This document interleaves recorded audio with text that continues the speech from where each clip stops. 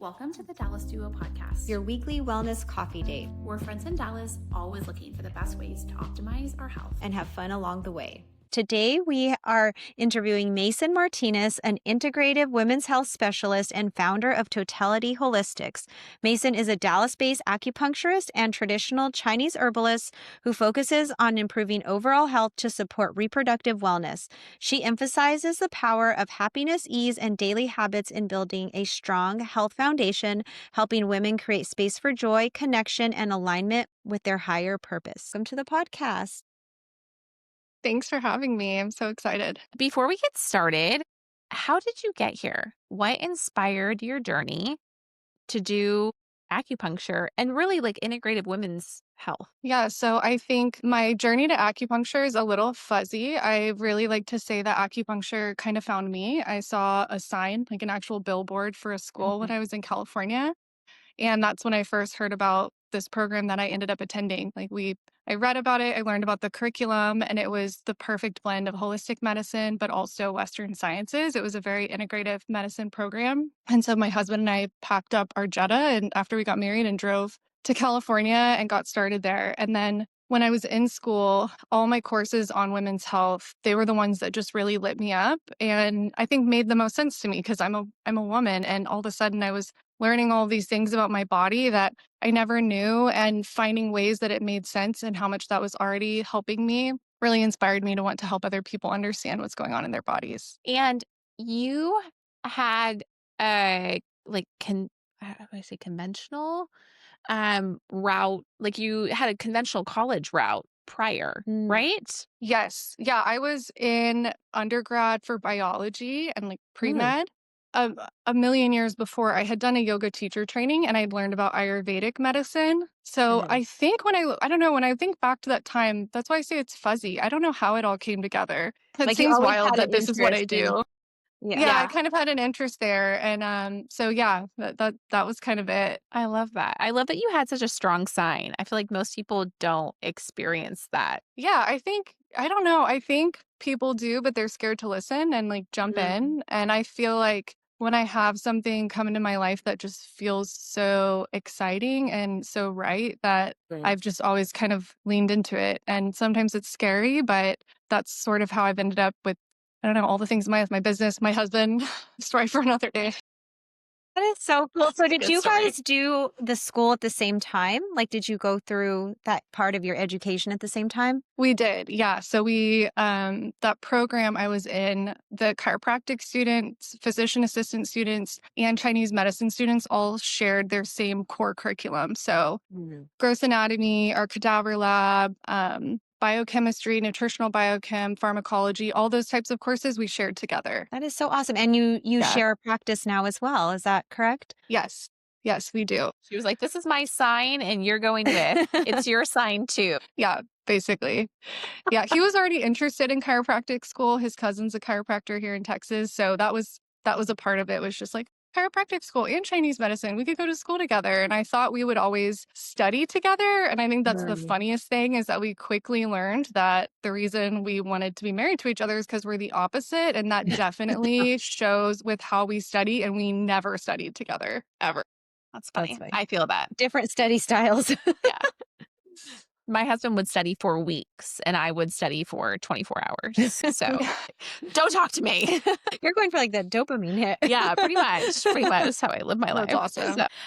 So because you work primarily with women and women in fertility, how have you seen this area evolve the most around fertility and hormones over the past few years with messaging and resources and awareness? Yeah, I think it's evolved tremendously, because when patients first sought me out, it was okay, my doctor said acupuncture is a thing and it'll help me. Or maybe they had a friend do acupuncture, but it was very much I don't know why I'm here. I don't really know how this is going to help me, but I'm here because I want to get pregnant. Versus now when I have patients come in, they're very educated on what I'm going to talk to them about. They already know. They're I already know you're going to tell me to drink warm broth. And I know that I'm going to need to eat all warm foods and no ice cold drinks. And they're very aware of their hormones. And a lot more now people are I have hormonal imbalance. Just even what they come in and tell me has this next level of awareness. So I think with social media, it's just taken off in terms of, health and women's health and fertility and hormones. It's really cool. It's awesome. Well, and I think too, the like most beautiful thing to me about acupuncture is it is and was for so long seen as such a woo-woo thing. Like I remember Mhm. even when I went as a kid, I'm like, I don't know what I'm doing, but this feels so woo-woo. And there's so much science behind it. So as an individual who's really curious, like for me, looking in the research, I'm like, wait, this is so supported and this has so much data behind it.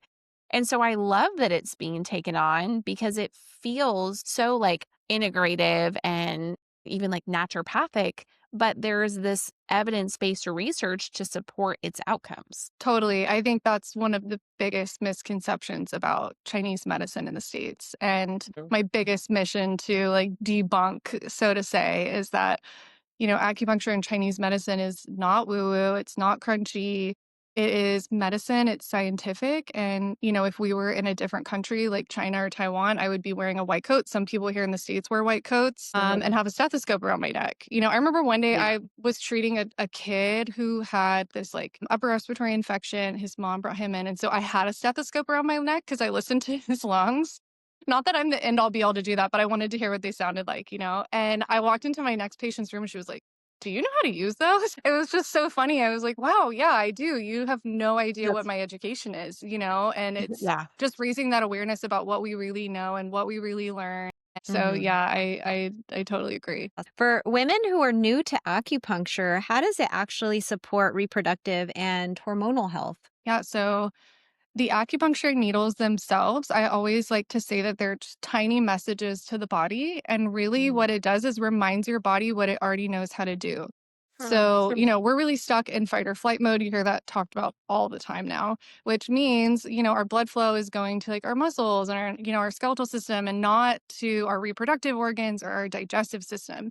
And so the acupuncture needles help to switch you out of that mode. And so you're sending blood flow to the ovaries and the uterus, and you're helping to regulate the HPO axis. So, brain talking to the ovaries, and just really helps to be like a gentle reminder of what your body already knows how to do. So, yeah, I think that's the best way to think about it. Can you walk us through what a typical session looks like with you for someone who is on a fertility journey or like initial first session? Yeah, so I start with a phone call, and that's kind of to establish our baseline and what our goals are going to be. And usually from there, I will either request that they send me blood work or I'll put in a request for blood work for them or like help them get it through their medical doctor. And I'll also gather like food log and nutrition information. I have a really in depth intake form with diet, sleep, stress, all of the things. And I get to review all of that before we ever meet in person. So then our first in person session is 90 minutes. And really, it's going through like the highlights of that. Like, okay, these were the red flags I had from your paperwork and diving in and asking more questions there. And then we move into the more Chinese medicine part that I really love to be in person for, which is feeling their pulse and looking at their tongue. And I always tell people it kind of lets me know if I missed something in all of our intake. So if like I'm expecting their tongue to be bright red and dry and like a dry yellow coat, and I look at their tongue and it's pale and swollen and like tooth marked, I know I've missed something in my intake. So that's kind of our lab diagnosis, so to say, is the pulse and the tongue. So after that, then once I have a good feel for their pattern, then we'll do acupuncture. And then I'll follow up with them with a review of findings that combines maybe other lab work or other professionals that I think they need to work with. It's going to have their specific Chinese medicine, diet, and lifestyle recommendations, usually an herbal medicine protocol, and then some nutritional supplements. It makes me laugh because I'm thinking of just like the general patient who's used to like a PCP appointment where like their PCP like jumps into the room and is like, "So why are you here?" Like has no idea, no history, no desire to know diet, no desire to know any Lifestyle, anything. lifestyle, wouldn't even look at their tongue if you asked. You know what I mean? Like all of Totally. these situations where people are like, whoa, like this is probably the most like in-depth thing that many of these people have experienced. Maybe not for infertility because we start getting into more specialist regions there, but for the individual who's like, on a conception journey or trying to conceive, that might be the first time that somebody like really actually took the time to like listen and not rush through a session. Yeah, definitely. And I think that's my favorite part is trying to help them start to piece their whole story together and figure out what questions they have. I always tell them, I'm like, really, our goal is to leave that first session probably with questions of like, okay, now what have we honed in on that are like our questions that we need to figure out and get to the bottom of? And a lot of times that's the feedback I get, that they're like, this is the first time someone has sat down and tried to like piece everything together for me. When I was in school, again, our program was very integrative medicine focused, and we always talked about being I'm going to get this wrong because it's a football reference, the quarterback. Is that right? Someone Oh, who's the like play? looking at everything, You lost and like me. creating the I don't know. play. She might know. I don't know. I have nothing to That's offer. embarrassing. I should not have tried to go football. But basically, a lot of times we are that person that's finally looking at everything someone's doing. I have someone who's going to chiropractic and they're seeing a functional medicine doctor and they're seeing a nutritionist, and maybe they're also going to like an additional pelvic floor PT. I'm not making this up. And, they're getting dry needling in one place and acupuncture here. And sometimes I'm the first one to go, what are we doing? What are you doing? Let's Yeah. like make this plan make sense, So Mm. I enjoy that aspect of the job. Awesome. Okay, I have to ask, what does a healthy tongue look like? So a healthy, yeah, no, that's a great question. A healthy tongue is going to have like a red color, but it's not going to be like scarlet red, if that makes sense. So like super red or purple or sometimes blue. And it's also not going to be super pale. So it's going to have like a nice, healthy red color. And then ideally, not a ton of tooth marks around the outside of the tongue. It shouldn't look super swollen in any area. There should not ideally be like cracks in the tongue. And the tongue coating should have a root, meaning like you should kind of see it in the posterior part of the tongue. And it should be a thin white coat, but it shouldn't be super thick or greasy or sticky or dry or yellow or no coating. So those are some of the things we look at with the tongue. And now what's like normal, I really like to keep it in perspective of that patient, like what's good for that patient, because we all have unique constitutions. So like my tongue's always going to kind of look a certain way, but I know when I'm like in balance or out of balance based on my tongue. So cool. That is so cool. I had to ask. Yeah, no, it's a good question. What are some success stories or transformations you've witnessed or that are really like, noteworthy for you? That's okay. I think this is a hard question for me because like what I measure as success is different with every single patient. Like if I'm being really honest, most recently I had a patient who came in, she was about to turn 40, she has a toddler, and she was ready to start trying to conceive again. And I think because of the internet and social media, she was like, my hormones are out of balance, like I don't sleep, I'm exhausted, like I'm going to have a really hard time getting pregnant. And so we sat down together and we went through her history and her cycles. And at the end of it, I was like, you're probably going to get pregnant right away. Like, this actually all sounds great. You sound really healthy. You sound like you take really good care of yourself. Like, she eats a very wonderful diet, rests, like all of the things. And so that was the first session I had with her. They had just tried for the first time. And when I saw her the next time, she was pregnant. And I told my husband, I was like, I know this is weird because I didn't really have a big influence in this, but it made me feel really confident that when things look good, it really can mean that things are good, So I feel like And also, sometimes like, we've the power, like the power of being that positive presence for someone. Like maybe it And affirmed her. yeah, and like the yeah. affirmation, because I think Yeah. so much of the time, you're right. Like if you look online, like, or you talk to another provider, like the words around fertility are like, it's difficult, it's hard, it takes time. Like, and so for you to just affirm that that might not be that person's story is so helpful. Yeah. Yeah. Yeah, totally. It was like, I felt like my instinct was on. And, even though I see so many people struggle who I think are reasonably healthy, it's like, it is true. I think most of the time that if you are, taking care of yourself and doing all those things, it really does lead to better outcomes when it comes to trying to get pregnant. So, And being able, like, the less is more approach of like, you don't have to be super yes. interventional all the time. Totally. I was like, we're not going to do anything. Just come in for acupuncture. We're going to work on like nervous system regulation. She was like, okay, that's not what I thought you were going to say, So, But I think as a patient, like if someone told me that, I would walk out feeling like Empowered? yeah, Yeah. and like affirmed, totally. and I think that's awesome. Because I feel like the one thing in that realm. Like my patients are like, well, my doctor won't even see me because we haven't been, struggling for more than 6 months. Or my doctor won't Yes. even have this conversation with me because we're not technically struggling with infertility because it's been less than a year. And it's like, well, why can't we have that conversation? And like, well, why can't we support you along the way? Like, why do we have to feel like we've arrived at this infertility destination when maybe we're just on the journey and we need support along the way? Totally. Yeah, I agree completely. It changes things. You talk a lot about the importance of happiness and ease. Why are those emotional states so crucial to reproductive health? Yeah, I think, and this definitely comes from like a Chinese medicine perspective, that we have X amount of energy in the body. And whenever we are caught up in the act of worry and stress and, overachieving, achieving mode, that's where our energy goes. So instead, if we can find a place that's really balanced, like where we're doing these things that are good for us, but it feels easy, it feels natural, feels just like a part of our daily life, then that frees up that energy to focus on our actual goal, which is, let's say, for example, trying to get pregnant. So it's really important for me to find a balance with patients where it is easy, they are still having fun, they're enjoying the process while also still doing these things that are really good for them. What daily practices do you recommend to bring about more joy and more happiness that people might not think of? Yeah, I always just ask people what makes them laugh. What are their favorite things to do for fun? And I talk a lot about laughter and community and joy as being the antidote for stress. Some people can't change the stress level in their lives, but I'm like, go home and watch a comedy special on Netflix. Go like reorganize your closet and do those things that are like creative and joyful and like make you so happy. So yeah, really anything. I try to figure out what that is for that person because it's so different for everybody. I'm interested, like, who are the most common providers that you collaborate with? That's a good question.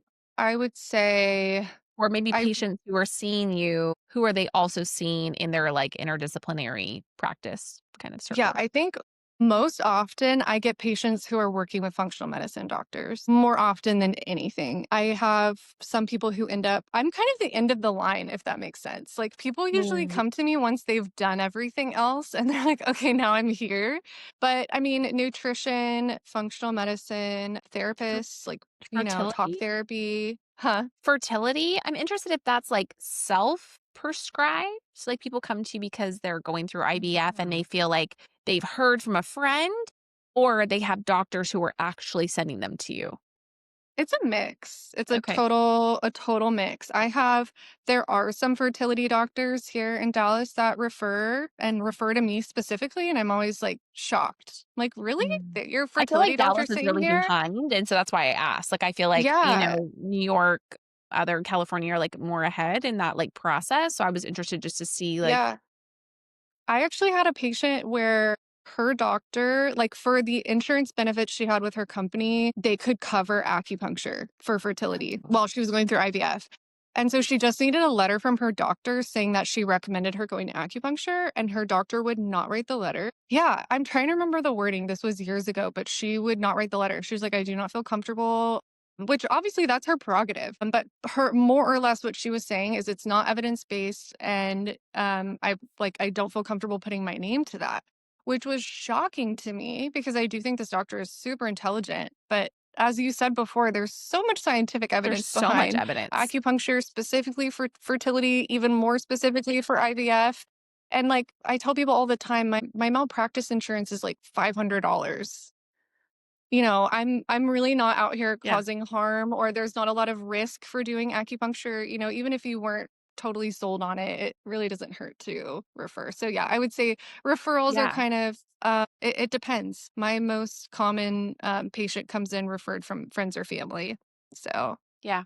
Well, kind of on that same note, what is one myth about acupuncture or Chinese medicine that you would love to bust? yeah, I think we kind of talked about it earlier, but that it's not crunchy or woo woo, that it's a scientific based practice and that it really works. You don't have to believe in it for it to work. Mhm. So it's just a phrase that I hear a lot. So for individuals who are, like, in this state and they're ready to do something about their health, how do they reach out? How do they find you? How do they learn more? Yeah, I think Instagram or our website is a great way to reach out.